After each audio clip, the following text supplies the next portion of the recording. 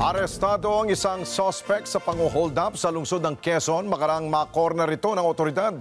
Nahuli cam din ang pagdakip sa suspect. Jim Tiano sa balita.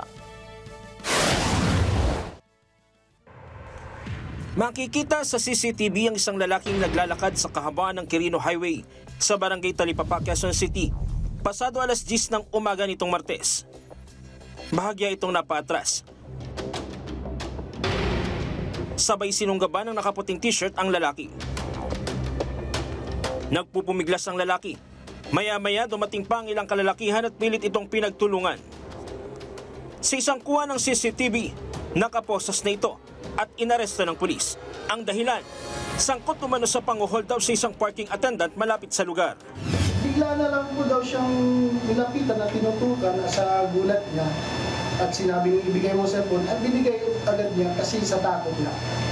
At natututukan nga na siya ng baril. Yung kaganapan na po na yun ay na-report agad sa ating kapulisan kung saan dinispatch agad yung mga patrollers natin at naabutan nga itong suspect sa may San Sabina Street dito rin po sa barangay Talipapa. Nakuha sa suspect ang isang kalibre 38 na baril na may 3 bala. Pati ang cellphone na kanyang ninakaw.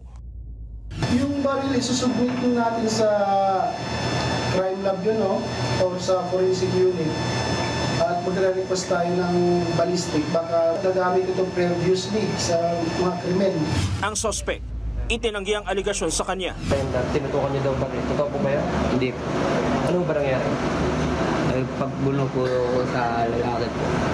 Kasi titignan niya po pilit yung bakal na dala-dala ko. So wala akong pang-hold up na nangyari? Aminado naman ang lalaki na dati na siyang nakulong dahil sa pagsusugal at pagnanakaw. Nasampahan na ng kasong robbery at paglabag sa Republic Act 10591 ang suspect. Jim Tihan, para sa mata ng Agila. Matatag, matapang, matapat. Maraming salamat sa inyo pong pagsubaybay sa Mata ng Agila Primetime. Para malaman ang matatag, matapang at matapat na mga balita, i-follow lamang at mag-subscribe sa @Net25 TV.